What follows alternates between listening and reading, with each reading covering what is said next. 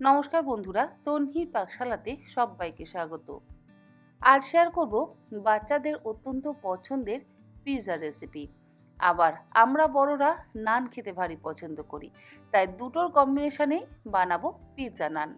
বাচ্চা বড় সকলেরই ভালো লাগবে। তাহলে দেখে নেওয়া যাক আমার আজকের এই ভিডিওটি। নান পিৎজা বানাবার জন্য একটা পাত্রের মধ্যে নিয়ে নিলাম হাফ কাপ পরিমাণে গরম দুধ। তার মধ্যে দিয়ে দিলাম হাফ কাপ পরিমাণে টক দই। এটা কিন্তু নর্মাল টেম্পারেচারে রাখা টক দই ব্যবহার করেছি। হাফ চা চামচ পরিমাণে দিলাম লবণ, তার সাথে 1 চা চামচ পরিমাণে চিনি,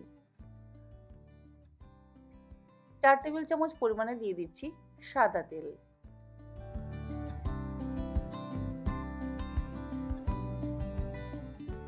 4 টেবিল চামচ পরিমাণে দিয়ে দিলাম মিল্ক পাউডার,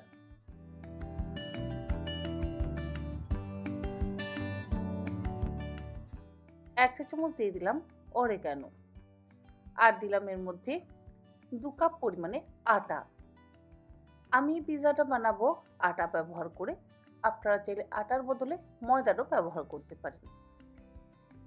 ফার্মেন্টেশনের জন্য এর মধ্যে ব্যবহার করছি 2 চা চামচ পরিমাণে ইস্ট। ইস্টের বদলে আপনারা চাইলে ইনোরও ব্যবহার করতে পারেন। এবারে সমস্ত কিছু একসাথে ভালো করে মিশিয়ে একটা ডো তৈরি করে নেব।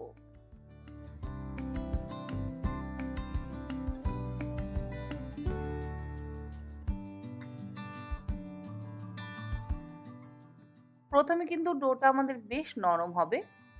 নরমভাবে মেখে নেওয়ার পর এর মধ্যে আরও হাফ কাপ পরিমাণে আটার ব্যবহার করব। নরম হয়ে গেলে ভয় পাবেন না, বা হাতে লেগে গেলেও চিন্তার কোনো কারণ নেই। অল্প একটু শুকনো গুঁড়ো আটা নিয়ে আবারও ডোটাকে ভালো করে মেখে নেবেন, দেখবেন ডো একদম পারফেক্টভাবে তৈরি হয়ে যাবে।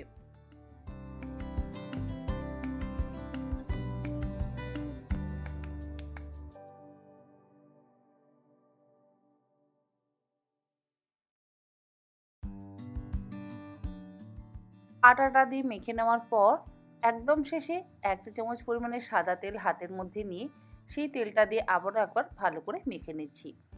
যেটুকু আটা আমার হাতে লেগে লেগে যাচ্ছে, এই তেল দেওয়ার কারণে আর লেগে যাবে না, একদম পারফেক্টভাবে একটা নরম ডো তৈরি হয়ে যাবে।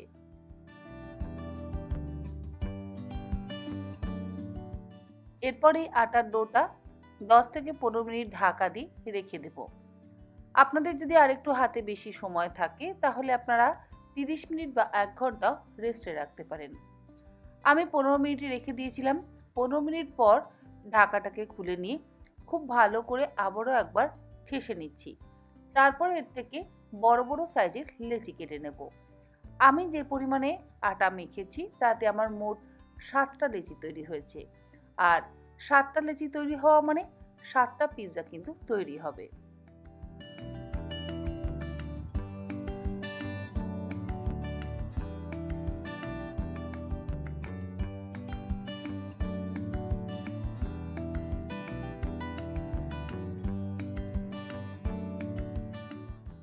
লেচিগুলো কেটে নেওয়ার পর এর মধ্যে থেকে একটা লেচি আমি নিয়ে নিলাম। ভালো করে গোল করে নেওয়ার পর দিয়ে দিচ্ছি একটু তিল, আর তার সাথে সামান্য একটু ধনেপাতা কুচি। তিল আর ধনেপাতা কুচিটা দেওয়ার পর এবারে লেচির একটা সাইড তিল আর ধনেপাতা কুচি মাখিয়ে নিয়ে তারপরে গুঁড়ো আটা ছড়িয়ে বেশ একটু পাতলা করে বেলে নেব। খুব বেশি মোটা করেও বেলবেন না, মানে রুটির মতন মোটা করে বেলবেন না, তার থেকে একটু পাতলা করে বেলবেন। তবে খুব বেশি পাতলা করে কিন্তু বেলবেন না, বেশি পাতলা যদি আবার হয়ে যায় তাহলে পিৎজা নানটা আবার ফেটে যেতে পারে।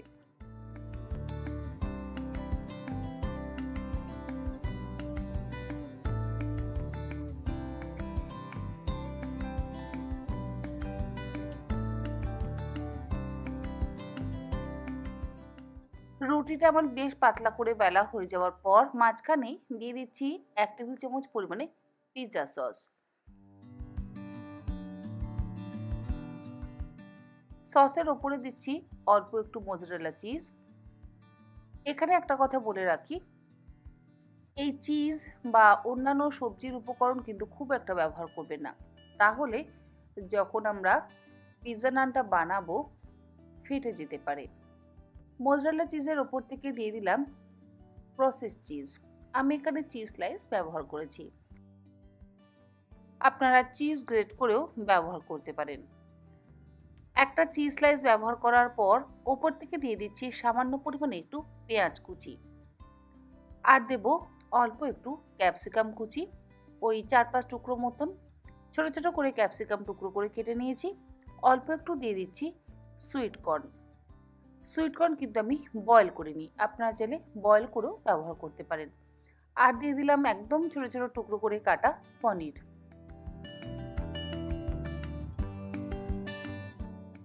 পনিরের ওপর দিয়ে দিচ্ছি সামান্য পরিমাণে একটু অরেগানো আর সামান্য পরিমাণে একটু চিলি ফ্লেক্স, আর খুব অল্প পরিমাণে একটু সল্ট অ্যাড করব, মানে লবণ একটু অ্যাড করব, যাতে সবজিগুলোর মধ্যে একটু নোনতা ভাব হয়ে যায়। যদিও চিজের মধ্যে যথেষ্ট পরিমাণে লবণ থাকে, তবুও সবজিগুলো ব্যবহার করেছি বলে একটু লবণ অ্যাড করলাম। এরপরে 3 কোনা পরোটার শেপ দিয়ে আমরা ফোল্ড করে নিচ্ছি। ফোল্ড করবার সময় আপনারা চাইলে অল্প একটু জল দিয়েও ফোল্ড করতে পারেন, তাতে পিৎজা নানটা সুন্দরভাবে আটকে যাবে। অনেক সময় দেখা যায় জল না দিলে খুলে যেতে পারে, তাই সামান্য একটু জলের ব্যবহার করতে পারেন।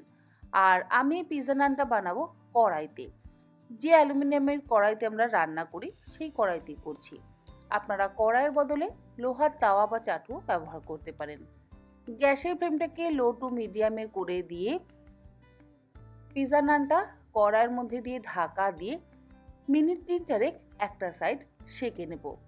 একটা সাইড সেঁকা হয়ে যাওয়ার পর আমি কড়াইটাকে সাঁড়াশি দিয়ে ধরে উল্টো করে দিলাম, আর ওপরের দিকটাও সুন্দরভাবে সেঁকে নিচ্ছি। কড়াইটা উল্টে সেঁকে নেওয়ার পর এবারে আমাদের পিৎজা নান কিন্তু রেডি। আমি খুন্তি দিয়ে একটু উঠিয়ে নিচ্ছি, যাতে আমাদের পিৎজা নানটা তুলতে সুবিধা হয়। আর এই যে কড়াইটা উপর করলাম, যদি ভেতরের পনির বা সবজির পরিমাণ বেশি হয়ে যায় তাহলে আবার নানটা ফেটে যাবে, তাই একটু পরিমাণে কম দিয়ে আপনারা পিৎজা নানটা বানিয়ে নেবেন। পিৎজা নানটা আমি চপিং বোর্ডের উপরে রাখার পর উপর থেকে দিয়ে দিচ্ছি অল্প একটু বাটার। এই একই রকমভাবে বাকি পিৎজা নানগুলোকেও আমি বানিয়ে নেব। আশা করি আমার আজকের এই চটজলদি এবং ঘরোয়া পদ্ধতিতে পিৎজা নানের রেসিপি আপনাদের ভালো লাগলো। ভালো লাগলে আপনারা যে কোনো দিন বাড়িতে বানিয়ে নিজেরা খান আর বাচ্চাদেরকে বানিয়ে দিন, বাচ্চারা খেতে ভীষণই পছন্দ করবে। আজ তাহলে এই পর্যন্ত, আবার হাজির হয়ে যাব অন্যদিন অন্য কোনো রেসিপি নিয়ে। ভালো থাকবেন, সুস্থ থাকবেন, ধন্যবাদ।